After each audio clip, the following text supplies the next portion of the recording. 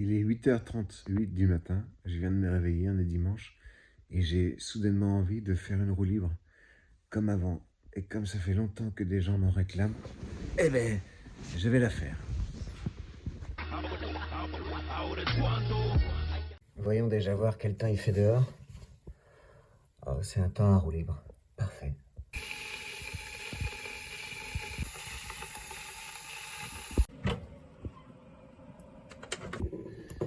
À chaque fois, je fais ça avec mes œufs, mais je sais pas en fait quelle est la finalité de la technique.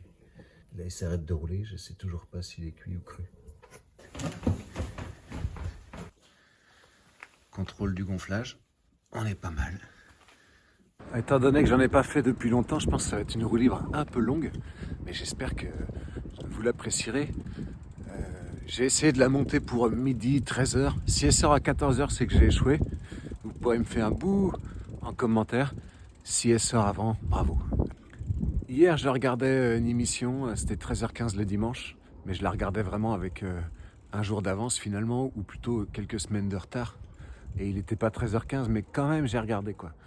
Et c'était avec Sylvain Tesson, vous voyez, et il disait à un moment donné, il faut vraiment faire ce que notre cœur nous dit de faire, nos aspirations, parce que c'est ça la liberté. Et ça, mais cette phrase, mais je l'ai entendue mais des milliers de fois, c'est tellement bateau, et à la fois, ça fait quand même partie des phrases dont on est bien content que quelqu'un nous les rappelle, quoi. Les délices du Maroc.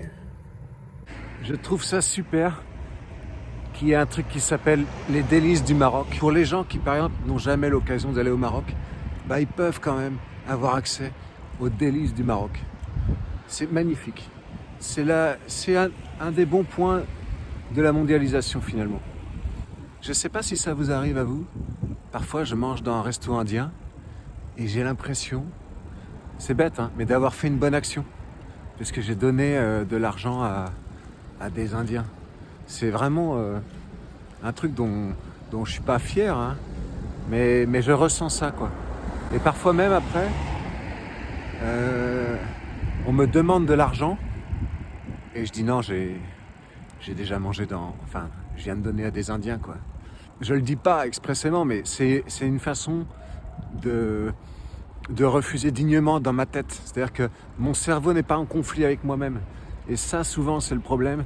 C'est ce qu'on appelle la culpabilité. C'est quand ton cerveau est en conflit avec toi-même parce qu'il sait qu'au fond, t'es un con sur le moment présent. Donc il faut se trouver des façons de consoler son cerveau et de lui faire croire que non, t'es pas si con que ça, quoi.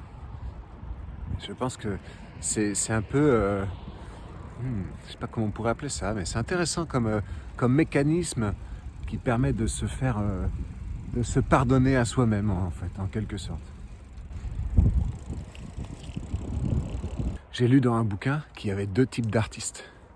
Il y a ceux qui trouvent normal de faire des dates dans des salles des 1000 personnes et plus, et ceux qui trouvent toujours que c'est pas tout à fait normal, quoi. Que c'est même un peu bizarre. Et je crois que je fais partie de cette catégorie-là. Et les premiers, en fait, ils ont, dès le début qu'ils ont commencé leur carrière, ils savaient qu'ils allaient aller par là, ils sont sereins et tout. Et moi, je suis serein, mais quand même, par exemple, là, normalement, on va capter mon spectacle au Théâtre Le Féminin à Bordeaux pour France Télévisions. C'est le 24 février. Et ben, quand j'ai su ça, je vais vous dire, c'était il y a 2 jours, j'ai eu direct mal au dos. J'ai mal au haut des épaules et tout. Et en fait, c'est parce que je suis content, mais à la fois j'angoisse. Moi, j'ai jamais aimé, par exemple, jouer devant des gens que je connais, devant ma famille, tout ça.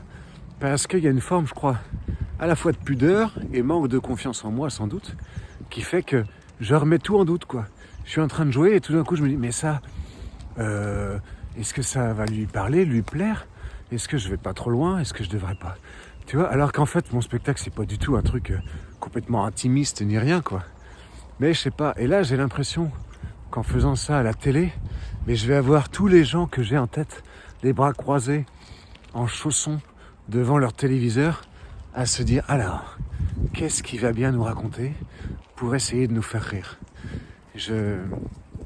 Ah ouais, c'est... Je sais pas, c'est... Ça m'angoisse un peu, quoi. Voilà. Je pense que il faut que je fasse une préparation mentale. Et c'est vrai en plus. Je vais faire une préparation mentale pour arriver fort comme pour un combat de boxe.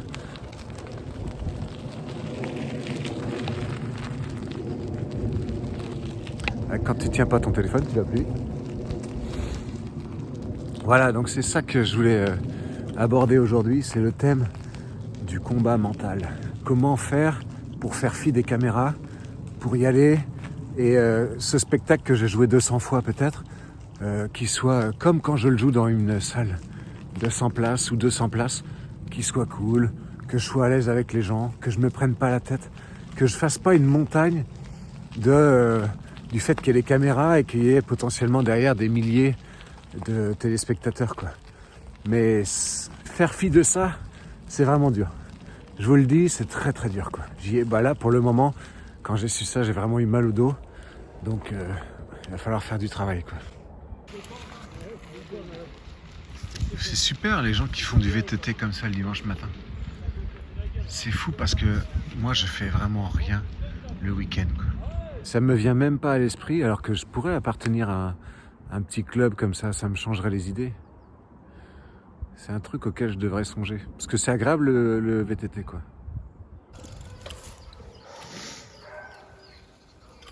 C'est quand même apaisant la forêt, quoi. Très très apaisant. Je trouve que la force de la forêt, c'est que parfois, tu vas en forêt, tu penses pas que t'as besoin d'être apaisé, et en fait tu marches et tu dis « Ah, c'est apaisant ». C'est-à-dire que ça va apaiser même quand tu crois que tu l'es pas, que c'est pas nécessaire, quoi. C'est une force tellurique, je pense. Moi, je sais pas ce que ça veut dire tellurique, mais je pense qu'en forêt, tu peux dire tellurique et ça passe, quoi. Ce que tu peux pas vraiment dire si tu te balades en BMW ou en Beetle. Tu peux pas dire j'ai fait une matinée tellurique dans ma Beetle. Alors que bon, t'es en forêt, t'as passé un moment tellurique. Eh ben j'ai crevé. La fin de la roue libre.